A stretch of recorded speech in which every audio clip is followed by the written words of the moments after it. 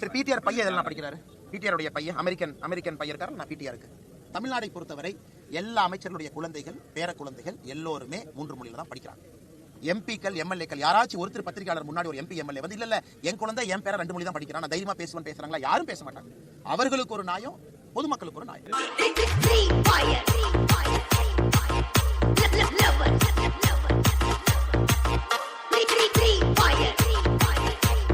முதலமைச்சரை வந்து நான் பல இடத்துல வந்து முதலமைச்சரை நான் கிரிட்டிசைஸ் பண்றேன். தமிழகத்தினுடைய முதலமைச்சர் சரியா செயல்படுன்னு சொல்றேன். அதற்காக தமிழகத்தினுடைய மக்கள் சரியில்லைன்னு அர்த்தமா? முதலமைச்சர் ஆர்குமெண்ட் என்ன? இல்ல ஓட்டு போட்டு என்னை தேர்ந்தெடுத்தாங்க, நான் தான் முதலமைச்சர், என்னை நீ தவறா சொல்றனால தமிழ்நாட்டு மக்களை தவறா சொல்றேன்னு அர்த்தமா? இன்னைக்கு பாராளுமன்றத்தில் தர்மேந்திர பிரதான் அவர்கள் அங்க இருக்கக்கூடிய எம்பிக்கள் எப்படி போய் சொல்றாங்க, எப்படி எம்பிக்கள் தவறா வழி நடத்துறாங்க, பிஎம்சி பள்ளிக்கூடத்திற்கு தமிழக அரசு எம்ஓயு பண்றதுக்கு ரெடியா இருந்தாங்க, எப்படி அதை மாற்றி பேசுறாங்க, இதைத்தான் சொன்னாரோ தவிர தமிழக எம்பிக்கள் போய் சொல்றாங்க. தமிழக எம்பிக்கள் நாகரிகமா நடந்துக்கல, குறிப்பாக திராவிட முன்னேற்ற கழக எம்பிக்கள். அதை அப்படியே மாற்றி கனிமொழி அக்கா என்ன சொல்றாங்க, மக்கள் ஓட்டு போட்டு நாங்க தேர்ந்தெடுக்கப்பட்டோம், அதனால எங்களை அவமானப்படுத்துறது மக்கள் அவமானப்படுத்துறது. ஏங்க நீங்க எம்பிக்களா இருக்கும்போது திகார் ஜெயில் போறீங்க, நீங்க வந்து பல குற்றச்சாட்டுகள் உங்க மேல இருக்கு, இடி கேஸ் இருக்கு, இந்த மாதிரி பல பிரச்சனைகள் இருக்கு. ஒரு எம்பியாக இருக்கும் பொழுதே கொலை கேஸுக்கு அரெஸ்ட் ஆனாரு. இந்த பகுதியில் ஒரு எம்பி மேல குற்றச்சாட்டு இருக்கு. நான் சொல்றது எல்லாம் திராவிட முன்னேற்ற கழகம் ஆட்சிக்கு வந்த பிறகு எம்பி மேல இருக்கக்கூடிய குற்றச்சாட்டு சொல்றேன்.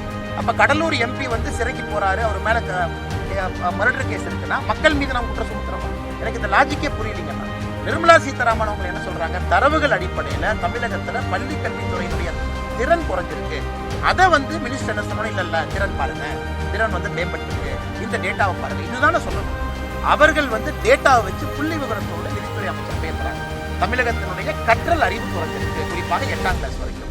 அதனால இதை திருப்பி பேசுறது என்ன அர்த்தங்கன்னா, எதையோ மறைக்க முயற்சிக்கிறாங்க. எதற்காக? பாராளுமன்ற கூட்டத்தொடர்ல திமுக எக்ஸ்ட்ரா பெர்ஃபார்மன்ஸ், ஓவர் பெர்ஃபார்மன்ஸ் எதுக்கு நான் பண்றாங்க? அவங்க ஓவர் பெர்ஃபார்மன்ஸா இல்லையா? அவங்க வாங்கின காசுக்கு மேல நடிக்கிற மாதிரி இருக்கு. அது எதுக்கு? இந்த லிக்கர் ஸ்கேம் வெளியே வந்துடக்கூடாது, இதை பத்தி பத்திரிகை நண்பர்கள் கேள்வியே கேட்டக்கூடாது, லிக்கர் ஸ்கேமுக்குள்ளேயே சப்ஜெக்டை கொண்டு வராம சம்பந்தம் இல்லாம இருக்கிறாங்க. திமுக எம்பிக்கள் இந்த பாராளுமன்ற கூட்டத்தொடர்ல ஓவர் பெர்ஃபார்மன்ஸ் பண்ணிட்டு இருக்காங்க. அது தமிழக மக்களும் கண்டுபிடிச்சிட்டாங்க. சம்பந்தமே இல்லாம பொய் சொல்றாங்க. தர்மேந்திர பிரதான் அவர்கள் மீது பொய் குற்றச்சாட்டு வைக்கிறாங்க. ஆனா நேற்று தர்மேந்திர பிரதான் அவர்கள் பேசும்பொழுது சொன்னாங்க, என்னுடைய தங்கை கனிமொழி அவர்களுக்கு தெரியும், என்னுடைய அதிகாரப்பூர்வமான அமைச்சர் அறைக்கு வந்து கனிமொழி அவர்கள் இந்த மும்மொழி கொள்கையை பற்றி, தேசிய கல்வியை பற்றி எங்களை பேசிட்டு போனாங்க. அன்பில் மகேஷ் பொய்யாமொழி அவர்கள் கனிமொழி. அதனால சூசகமா சொன்னாங்க, சகோதரி கனிமொழிக்கு எல்லாம் என்ன நடந்ததுன்னு தெரியும், அதை நான் இந்த அவையில சுட்டி காட்ட விரும்பவில்லை, அது நாகரிகமாக இருக்காதுன்னு சொன்னாங்க.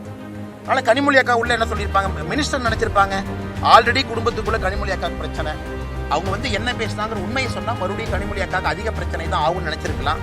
அதனால தான் அவர் சூசகமாக கனிமொழி அக்கா என்னுடைய அறைக்கு வந்து என்ன பேசிட்டு போனாங்க பிஎம்சி பள்ளிக்கூடத்தை பற்றி நான் சொல்ல விரும்புகிறேன். அதனால கனிமொழி அக்காவை பொறுத்தவரை நல்லா புரிஞ்சுக்கணும், கனிமொழி அக்காவுடைய மகன் சிங்கப்பூர் சிட்டிசன், அதிகாரப்பூர்வமா சொல்றேன், எல்லாருக்கும் தெரியும். ஆனா இதை நம்ம முடிச்சிடறேன் நினைக்கிறேன். சிங்கப்பூர் சிட்டிசன், அவங்க வேறு விதமான கல்வி படிக்கிறாங்க. கனிமொழி அக்கா அவர்கள் எந்த நியாயத்துல அரசு பள்ளி குழந்தைகள் இப்படித்தான் படிக்க வேண்டும் என்று தீர்மானிக்கிறது அக்காவுக்கு என்ன உரிமை? நான் கேட்கிறேன். அரசு பள்ளி மாணவ செல்வங்களுக்கு 3 மொழி கொடுப்போம், அவங்க எடுத்து படிக்க போறாங்க. கையெழுத்து இயக்கம் 10 லட்சம் தாண்டி இத்தனை பேர் கையெழுத்து போடுறாங்க. தமிழக மக்கள் குரல் ஒரு பக்கம் இருக்கு. உங்க மகனுக்கு ஒரு நியாயம், ஃபாரின் சிட்டிசனா இருக்காரு, ஃபாரின் எஜுகேஷன் கிடைக்குது. ஏழை குழந்தைகளுக்கு ஒரு நியாயம்னா எப்படி ஏற்றுப்பாங்க? இரண்டாவது, கனிமொழி அக்கா இன்னொரு விஷயத்தை புரிஞ்சுக்கணும். கூட்டாட்சி தத்துவத்துக்கு உதாரணம் என்னன்னா, கலைஞர் கருணாநிதி ஐயா வீட்டில் ரைடு நடக்குது, இன்கம் டாக்ஸ் ரைடு. இன்னொரு ஃப்ளோர்ல காங்கிரஸ்காரங்க எலெக்ஷனை பத்தி பேசுறாங்க. இதுதான் கூட்டாட்சி தத்துவமா? இல்லைன்னு அக்கா சொல்லட்டும். இன்கம் டாக்ஸ் ரைடு கலைஞர் ஐயாவுடைய வீட்டில், மீனிங் அவங்களுடைய குடும்பத்தில் நடக்கும் பொழுது தமிழ்நாட்டில் எலெக்ஷன் எப்படி நடக்கணும், எவ்வளவு சீட்டு கொடுப்பீங்கன்னு பேர 2 பேசலையா? இது கூட்டாட்சி இல்லையா? இன்னைக்கு நீங்க காங்கிரஸோடு இருக்கீங்க, அதே காங்கிரஸோடு நீங்க இருக்கீங்க, அதே காங்கிரஸோடு இருக்கீங்க. காங்கிரஸ் எப்படி உங்களை நசுக்கி பிழிஞ்சதுன்னு தெரியாதா? எப்படி உங்கள் மேல 356 பயன்படுத்தி ஆட்சியிலிருந்து டிஸ்மிஸ் பண்ணாங்கன்னு தெரியாதா? நாங்க 11 ஆண்டுகள் ஆட்சியில் இருக்கோம். தமிழகத்தில் இருக்கக்கூடிய திராவிட முன்னேற்ற கழக ஆட்சியை 356 பயன்படுத்தி இருக்குமா? இல்லை. இன்னைக்கு அதே காங்கிரஸோட, அதுதான் கூட்டாட்சி தத்துவத்திற்கு எதிரி. 356 பயன்படுத்திய காங்கிரஸோடு இருக்கிறீங்க. உங்க குறவழியை நசுக்கி மிரட்டின காங்கிரஸோடு இருக்கிறீங்க. இந்திரா காந்தி அம்மையார் உங்களுக்கு என்னவெல்லாம் செஞ்சாங்கன்னு உங்களுக்கு நல்லா தெரியும், அவர்களோடு இருக்கிறீங்க. இன்னைக்கு கனிமொழி அக்கா எங்களை பார்த்து பாரதிய ஜனதா கட்சி கூட்டாட்சி தத்துவதற்கு எதிரான கட்சினா எப்படி? பிடிஆர் பையன் இதெல்லாம் படிக்கிறார். பிடிஆருடைய பையன் அமெரிக்கன் பையன் தான் பிடிஆர். ஆனால் பிடிஆர் அவருடைய பையன் என்ன படிக்கிறாரு? சொல்லுமே அப்ப போய் நான் டிவியில் போய் பேசுவேன், நான் வந்து வாய்ப்பு பேசுவேன், மதுரை பத்திரிகையாளர் சந்திப்பேன். ஏன்னா அறிவுள்ளவர்களான ஒரு வார்த்தை அமைச்சர் வந்து அறிவுள்ளவர். அந்த அமைச்சர் திரும்பினாங்க, உங்களுடைய மகன் இந்திய குடிமகனா? முதல் கேள்வி. அமெரிக்க குடிமகனா? இரண்டாவது கேள்வி. இந்த 2 கேள்விக்கு பதில் சொல்லிட்டு உங்கள் மகன் எந்த பள்ளியில் படிக்கிறார்? அப்ப உங்க மகன் 3 மொழி சொல்லிக் கொடுக்கக்கூடிய பள்ளியில படிக்கிறானா? உங்களுக்கு அறிவில்லை தான். பிடிஆர் கண்ணாடி பார்த்து கேட்கிறாரா? விமான நிலையத்தில் இறக்கக்கூடிய கண்ணாடி பார்த்து பத்திரிகையாளர் கொடுத்தாங்கன்னா தமிழ்நாட்டை பொறுத்தவரை எல்லா அமைச்சர்களுடைய குழந்தைகள் பேர குழந்தைகள் எல்லோருமே எம்பிக்கள் எம்எல்ஏக்கள் யாராச்சும் ஒரு பத்திரிகையாளர் முன்னாடி எம்பி எம்எல்ஏ வந்து இல்ல என் குழந்தை என் பேர 2 மொழி தான் படிக்கிறான், நான் தைரியமா பேசுவேன், யாரும் பேச மாட்டாங்க. அவர்களுக்கு ஒரு நாயும் பொதுமக்களுக்கு.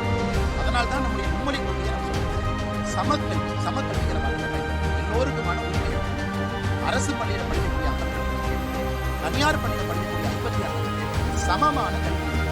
அப்படி இருக்கும்போது ஒரு பக்கம் 2 மொழி இருப்பது எப்படி ஏற்றுக்கொள்ள முடியும்? முதல் இரண்டாவது இன்னைக்கு தொடர்ந்து நாம் பார்க்கிறோம், தமிழகத்தினுடைய பள்ளி கல்வித்துறை கீழே போக ஆரம்பிச்சு. கற்றல் திறனாக இருக்கட்டும், கற்றல் அறிவாக இருக்கட்டும், அவங்க கற்றிருக்கக்கூடிய அறிவை சோதிக்கக்கூடிய கல்விகளாக இருக்கட்டும், எதை எடுத்து பார்க்கணும்? தமிழகத்தை பொறுத்தவரை பள்ளி கல்வித்துறை திவாலாயிருக்கு. டாஸ்மாக் திவாலாச்சோ அதுபோல பள்ளி கல்வித்துறை திவாலாயிருக்கு. அது தொடர்ந்து ஏசப்பை போட்டு பல ரிப்போர்ட் நம்ம பேசிட்டே இருக்கோம். இன்னைக்கு தமிழ்நாட்டில் தமிழ் மொழியை தவிர ஆங்கில மொழியை படிக்கிறாங்க 27%. 5 ஆண்டுகளுக்கும் தமிழ் மொழி மீடியமும் ஆங்கில மொழி மீடியம் பார்த்தீங்கன்னா 27% அதாவது மீடியம் எடுத்து படிக்கிறாங்க. இதெல்லாம் இருக்கும்பொழுது மோடி அவர்கள் பேசிக்கிட்டு என்ன சொல்றாங்க? 1ஆவதுலேருந்து 5ஆவது வரைக்கும் தமிழ் வழி மீடியத்தை படிக்கிறாங்க. இது தாய்மொழியை இருக்கிற தமிழ் மொழி. இது எதையும் புரிந்துள்ளதா? பள்ளி கல்வித்துறை அமைச்சர் பிரெஞ்சு கேட்டா, என் பையன் 7வது கேட்டான், அப்பா நான் கொஞ்சம் ட்ரை பண்ணுவான்னு கேட்டான், ஆனால் மகனே ட்ரை பண்ணுவாங்க பிரெஞ்சு ட்ரை. இந்த மாதிரி கதையெல்லாம் சொல்லுகிறார்கள். ஆனால் அரசு பள்ளியில் படிக்கக்கூடிய மாணவ செல்வங்கள், அப்பா நான் 3வது மொழியை ட்ரை பண்ணட்டுமான்னு அந்த குழந்தைய அப்பாட்ட கேட்பாங்களே. அங்கே அரசு பள்ளியில் வாய்ப்பு இல்லைன்னு தான் நாங்கள் சண்டை போட்டுருக்கோம்.